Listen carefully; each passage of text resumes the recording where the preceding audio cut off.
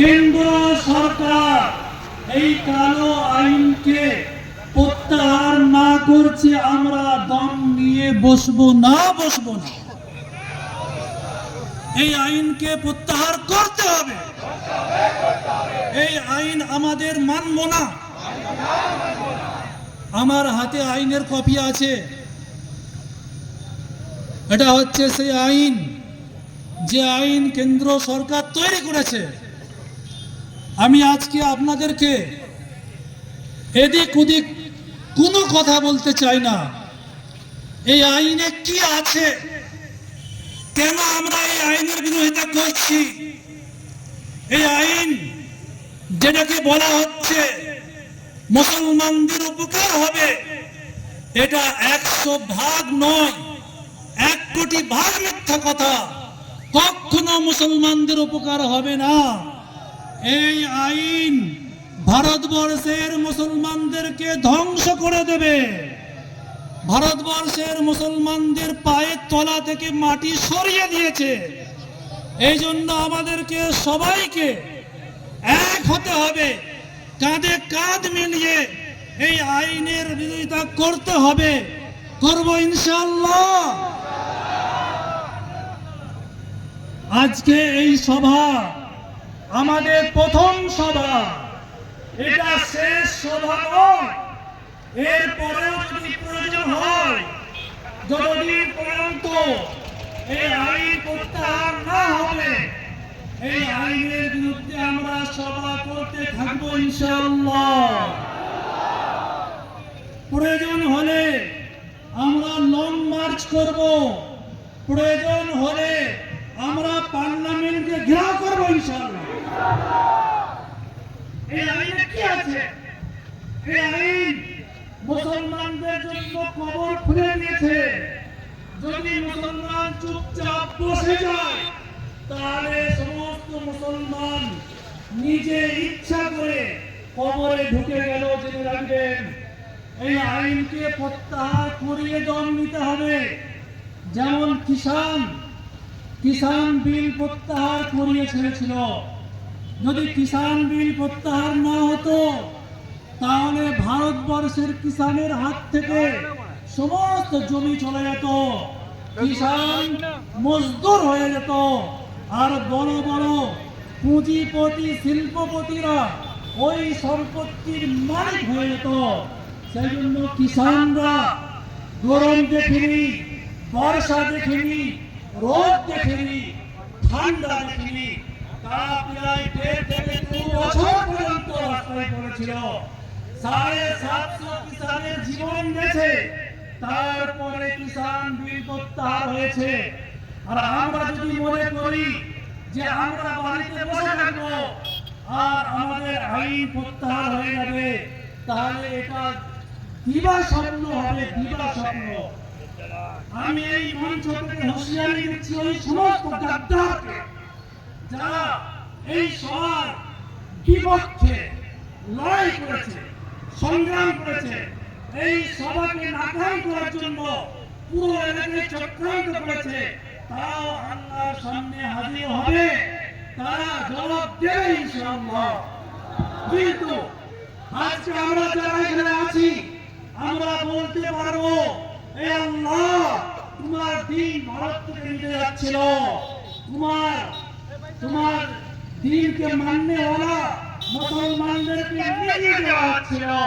সেই সময় যখন চক্রান্ত সমস্ত জায়গায় চলছিল, চক্রান্তের বাদল ঘনিয়ে এসেছিল, সেই সময় আমরা তোমার দিনকে বাঁচানোর জন্য, কোরআনকে বাঁচানোর জন্য, তোমার নামকে বাঁচিয়ে রাখার জন্য, তোমার ইবাদতখানা মসজিদকে বাঁচানোর জন্য, কবরস্থানকে বাঁচানোর জন্য, ঈদগাহ আর খানকা আর দিনের ক্রীড়া মাদ্রাসাকে বাঁচানোর জন্য, হে আল্লাহ, আমরা মুসলিমীয় লোক হাজির হয়েছিলাম।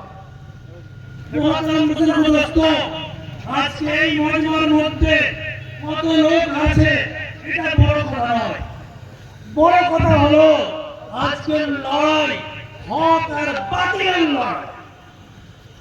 কোরআনে মাজিদের মধ্যে এসেছে, জাল হক হাক্কু ওয়া যাহাকাল বাতিল ইন্নাল বাতিলা কানা যাহুকা। যখন হক আসে বাতিল এমনি এমনি মিটে যায়, আর বাতিল তো মিটবার জন্য আছে।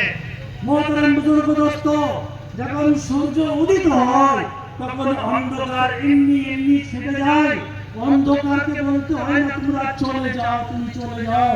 সূর্য উঠলে অন্ধকার চলে যাবেই যাবে। এই জন্য মোহতারাম বুজুর্গ দোস্ত, আজকে এই মজমাকে দেখলে হবে না, আমাদের ইতিহাস দেখতে হবে, বদরের যুদ্ধ দেখতে হবে। যখন সারা আরবের কাফেররা ইসলামকে সমূলে নিপাত করার জন্য এক হয়ে গিয়েছিল, সমস্ত ধন সম্পদ জমা করেছিল, আর বদরের ময়দানে মক্কার বড় বড় সর্দার কাফেররা জমা হয়েছিল, সেখানে রাসূলুল্লাহ সাল্লাল্লাহু আলাইহি ওয়াসাল্লাম সাহাবাদের একটা মুষ্টিমেয় লোক ধরে নিয়ে গেছিলেন। একদিকে 1000 আর একদিকে মাত্র 313 জন। আল্লাহ সুবহানাহু ওয়া তাআলা, আল্লাহ পাক নবী সাহায্য করেছিলেন, মুসলমানদের সাহায্য করেছিলেন। সেখানে 313 জন আর একদিকে 1000। হক বিজয় হয়েছিল, বাতিল মিটে গিয়েছিল। আজকে আমরা এখানে মুসলিম লোক হতে পারি, কিন্তু আমরা হকের জন্য লড়াই করছি, ইসলামের জন্য লড়াই করছি, আল্লাহর দ্বীনের জন্য লড়াই করছি, দ্বীনকে বাঁচানোর জন্য লড়াই করছি, মুসলমানদের বাঁচানোর জন্য লড়াই করছি। ইনশাআল্লাহ আমরা গালিব হয়ে থাকবো। আল্লাহ যারা আজকে চক্রান্ত করেছে, যারা এই সভাকে নাকাম করার জন্য সমস্ত শক্তি ব্যয় করেছে, আল্লাহর সামনে তারা দাঁড়াতে পারবে না। আমি চ্যালেঞ্জ করে বলে যাচ্ছি, আমি সংবিধান নিয়ে কথা বলবো, তার আগে আমি একটা কথা আপনাদেরকে বলতে চাই যে আল্লাহর সাহায্য আমাদের সঙ্গে থাকবে। বদরে আল্লাহ সাহায্য করেছিল, হুনাইনে আল্লাহ সাহায্য করেছিল, ওহদে আল্লাহ সাহায্য করেছিল, আরো বহু জায়গায় আল্লাহ সাহায্য করেছে, খণ্ডকে সাহায্য করেছে। মোহতারাম বুজুর্গ দোস্ত, কিন্তু আল্লাহ আমাদেরকে একটা শর্ত দিয়েছে যে আমি তোমাদেরকে সাহায্য করব, কিন্তু শর্ত হচ্ছে তোমরা ধোঁকাবাজি করবে না। তো আল্লাহর সঙ্গে ধোঁকাবাজি করবে? আল্লাহ বলছে ওয়ালা তাহিনু ওয়ালা তাহজানু ওয়া আনতুমুল আ'লাউনা ইন কুনতুম মুমিনিন। বিপদ যায় শুনবে না, বিপদ আসতেই পারে। দুনিয়া তো বিপদেরই জায়গা, দুনিয়া শান্তির জায়গা নয়, দুনিয়া শান্তির জায়গাই নয়। মুসলমানদের জন্য এটা পরীক্ষার জায়গা, পরীক্ষা আসবে, কিন্তু আল্লাহ সাহায্য করবে যদি মুসলমান থাকে। আল্লাহ বলছেন যে তোমরা তোমাদের মনকে ছোট করো না, তোমরা মর্মাহত হয়েও না, তোমরা ভীত সন্ত্রস্ত হয়েও না, তোমরাই বিজয়ী হবে। কারা বিজয়ী হবে? মুসলমান বিজয়ী হবে। শর্ত হলো মুসলমানকে মুসলমান হতে হবে। মুসলমান দোস্ত হবে ইনশাআল্লাহ। আল্লাহ পাক কোরআনে ঘোষণা করেছেন ইয়ানসুরকুমুল্লাহু ফালা গালিবা লাকুম। আল্লাহ বলছেন হে মুসলমানরা তোমরা শুনে রাখো, আমি আল্লাহ যদি তোমাদের সাহায্য করি, পৃথিবীর কোনো আর শক্তি নেই যে শক্তি তোমাদের উপর বিজয়ী হতে পারবে। আল্লাহ শক্তি সবথেকে বড় শক্তি। একটা মুসলমানের জন্য এর উপরে ঈমান রাখা ফরজ আছে যে আল্লাহর থেকে কোনো বড় শক্তি নেই। মানি আমরা না মানি না বলেন? মোদি বড় আছে না আল্লাহ বড় আছে? সারা পৃথিবীর শক্তি একদিকে, আল্লাহর শক্তি একদিকে। আল্লাহর শক্তি সব থেকে বড় শক্তি। আল্লাহ ওয়াদা করেছেন ওয়াকানা হাক্কান আলাইনা নাসরুল মুমিনিন। হে ইমানদারগণ তোমরা শুনে রাখো, যদি তোমরা প্রকৃত ইমানদার হও, তোমরা ইসলামকে মানো, ইসলামের উপর আমল করো, আমাকে আল্লাহ বলে মানো, আমাকে রব বলে মানো, নবীকে নবী বলে মানো, আমার হুকুমকে মানো, নবীর সুন্নতকে মানো, নবীর আদর্শকে মানো, তাহলে আমি আল্লাহ আমার দায়িত্ব তোমাদের সাহায্য করো। আল্লাহ আমাদের সাহায্য করবে, একদিন করতে হবে। আর আমি কসম করে বলতে পারি আজকে যারা এখানে আছেন তারা জান্নাতে যাবেন ইনশাআল্লাহ। এই জন্য যে আমরা দ্বীনকে বাঁচানোর জন্য হাজির হয়েছি। নারে তাকবীর, নারে তাকবীর, নারে রিসালাত, নারে রিসালাত।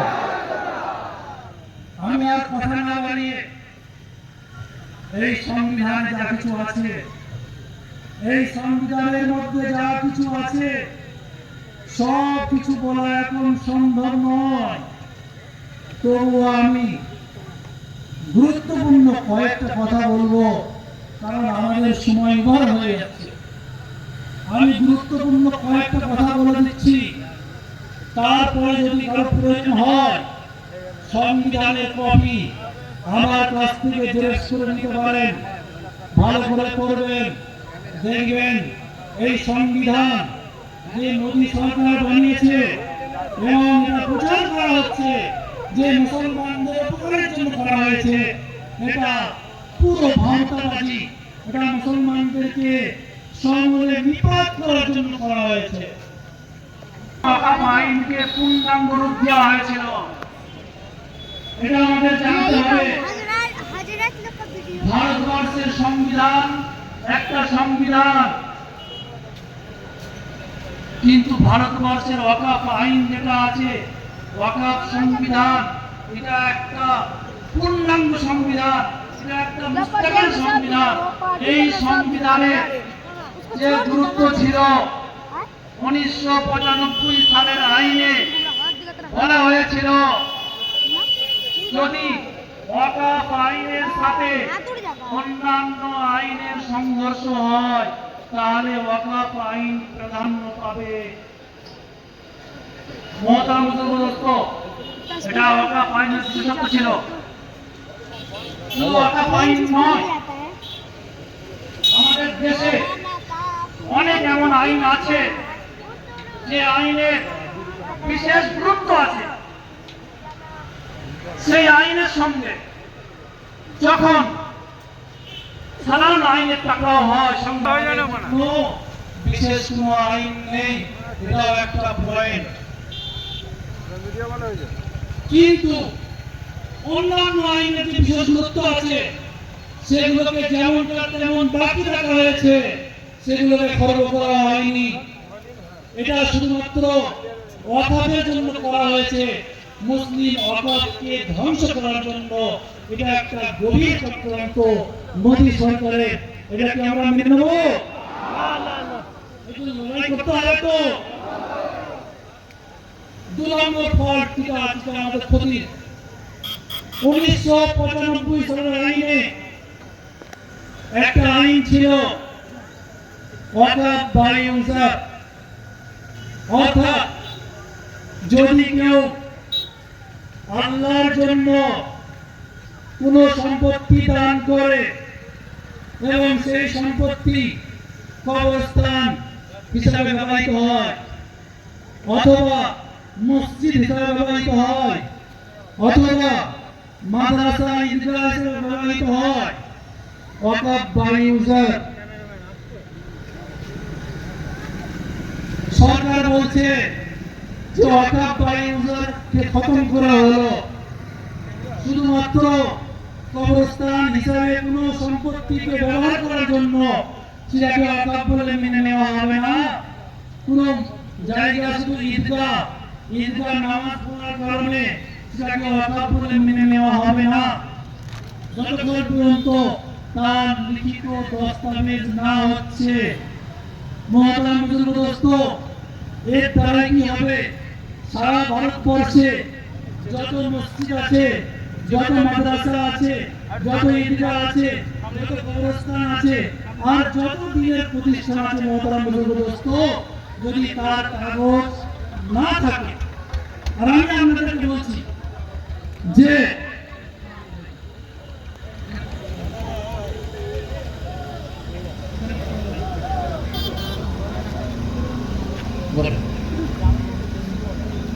ভাই বেশিরভাগ ঈদগাহ, বেশিরভাগ কবরস্থান রেকর্ড কবরস্থান থাকতে পারে, রেকর্ড ঈদগাহ থাকতে পারে, রেকর্ড মসজিদ থাকতে পারে, কিন্তু আজ থেকে 400 বছর আগে, 500 বছর আগে, 150 বছর আগে যারা দান করে গেছে তাদের লিখিত কোনো প্রমাণ দেখাতে পারবেন? বেশিরভাগ জায়গায় পারবেন না। বলতে সেগুলো ওয়াকফ আর থাকবে না, ওগুলো সরকার একেবারে করে নিতে পারে। তাহলে আমাদের মসজিদ থাকবে না, কবরস্থান থাকবে না, ঈদগাহগুলো ঈদগাহ থাকবে না। মহতরম বুজুর্গ দোস্ত, ওয়াকফ বাড়িগুলোকে খতম করা হয়েছে।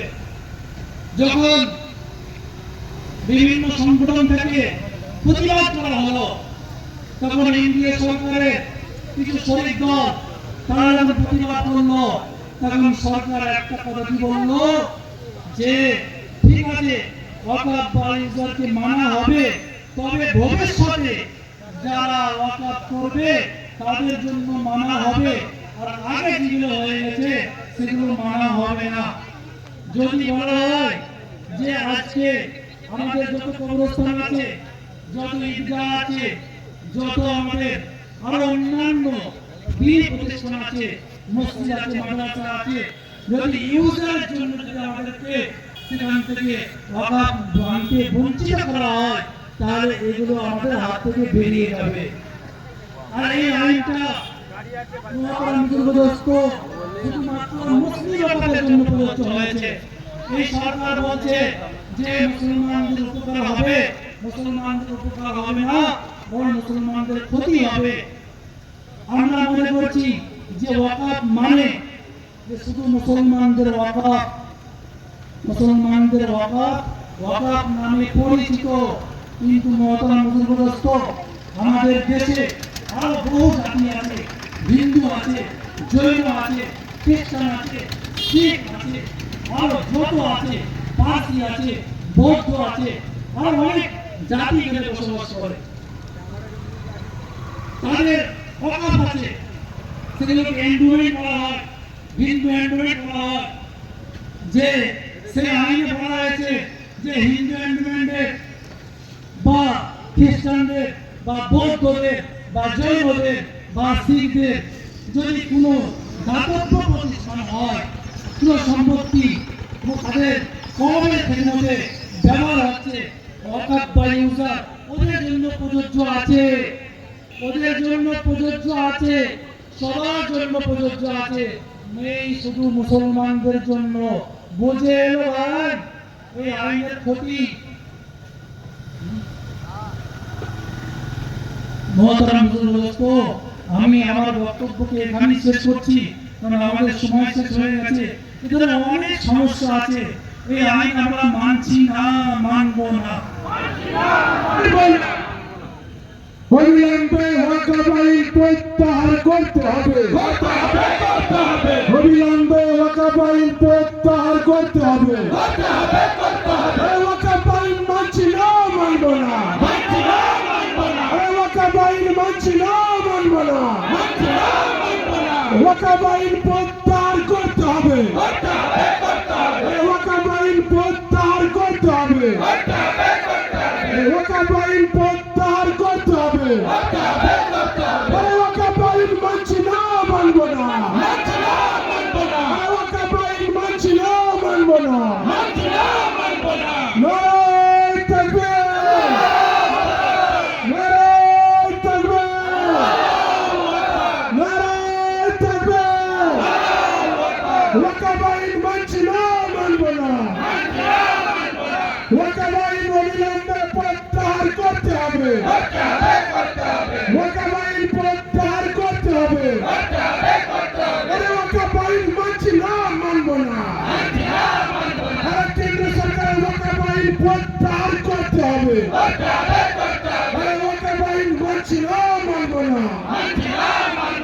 কেন্দ্র সরকার কালো আইন প্রত্যাহার করতে হবে, কেন্দ্র সরকার অবিল আইন প্রত্যাহার করতে হবে। নারায়ে তাকবীর,